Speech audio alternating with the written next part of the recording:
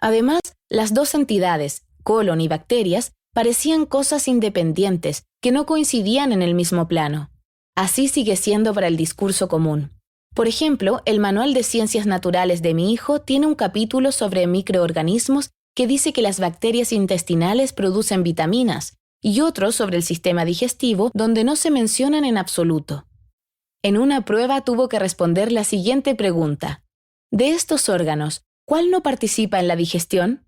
Las opciones eran boca, estómago, hígado y colon. Mi hijo escribió boca, tal vez calculando que, al ritmo al que engulle su comida, no mucho debía ocurrir ahí. La profesora le puso un 0 y escribió debajo de la última opción, con signos de exclamación furiosos, ninguna digestión ocurre en el colon. Lamento contradecirla, pero sí, muchísima digestión ocurre en el colon, solo que no la hacemos nosotros, se la delegamos a nuestra microbiota. Y esa digestión tiene un gran impacto en nuestros niveles nutricionales, pero también en la cantidad de toxinas que absorbemos, en el comportamiento de nuestro sistema inmunitario, incluso en la expresión de nuestros genes. Todo lo cual, por si fuera poco, repercute más allá y afecta hasta los últimos rincones de nuestro organismo. Nuestra mente, nuestros intercambios con el mundo exterior, nuestra salud y nuestra longevidad. El padre de la medicina, Hipócrates, dijo: toda enfermedad empieza en el intestino. El premio Nobel de Medicina Elías Mechnikov, 23 siglos después y con más dramatismo, parafraseó: la muerte empieza en el colon. Lo que ellos intuyeron, ahora lo sabemos a ciencia cierta y con detalles. El colon no es un tubo para caca, es el hogar de microbios sin los cuales no podemos vivir. Y ya que estamos hablando de caca, una aclaración que tal vez te sobresalte. Ahí está tu flora intestinal. Contra lo que solemos creer, apenas hay ahí restos de comida no digerida.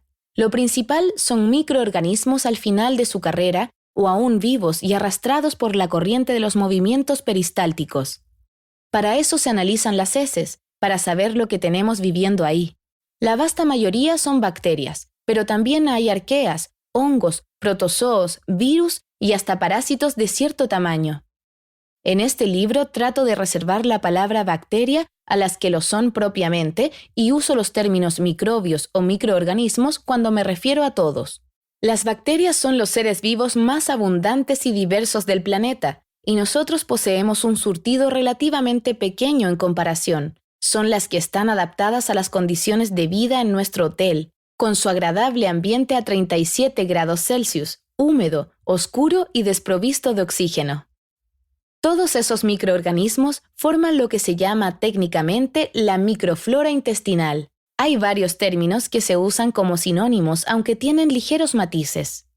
La microbiota es el conjunto de las bacterias, mientras que el microbioma es el conjunto de los genes que poseen esas bacterias.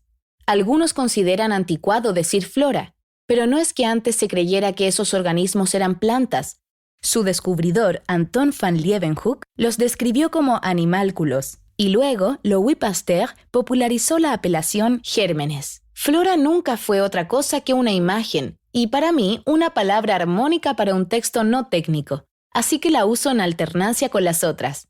En cuanto a intestinal, es útil precisarlo a veces, ya que hay otras microfloras en otras partes del cuerpo, pero la del colon es lejos la más importante. Cada vez que te pesas, hay más o menos 2 kilos ahí que corresponden a tu microflora. Cuando piensas que una bacteria es tan pequeña que no se puede ver sin microscopio, caben 100 en el ancho de un pelo. Eso te da una idea de la cantidad que tienes. Son trillones, es decir, cientos de miles de millones de pequeños seres.